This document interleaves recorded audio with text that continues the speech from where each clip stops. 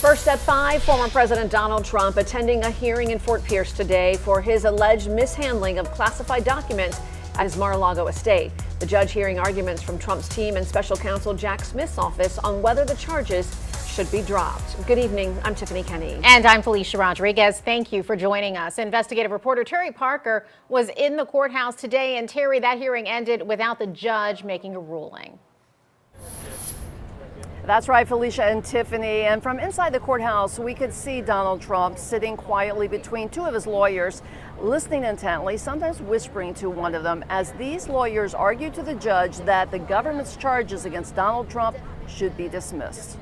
Donald Trump's attorneys argued that as president, he had discretion to label any documents as personal records and take them from the White House to Mar-a-Lago. They point out other presidents have taken documents and the government never tried to refer a criminal prosecution against them, bringing up Presidents Reagan, Clinton, and Joe Biden, who took documents home when he was vice president. And the lawyers say the law surrounding presidential records is unconstitutionally vague. But prosecutors rebutted that, saying the documents are not personal records, period, and said Trump had no right to remove them, much less keep them in an unsecured location such as Mar-a-Lago.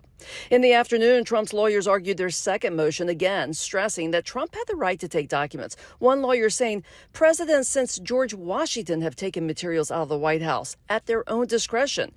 Judge Aileen Cannon, however, seemed skeptical of the defense's argument, saying it's difficult to see how this gets you to the dismissal of an indictment. She also questioned whether this motion was premature and would fit in better during trial.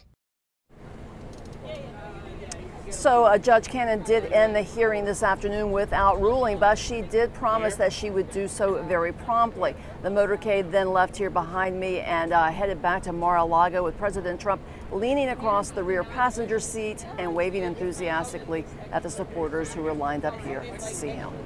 Live from Fort Pierce, I'm Terry Parker, WPBF 25 News.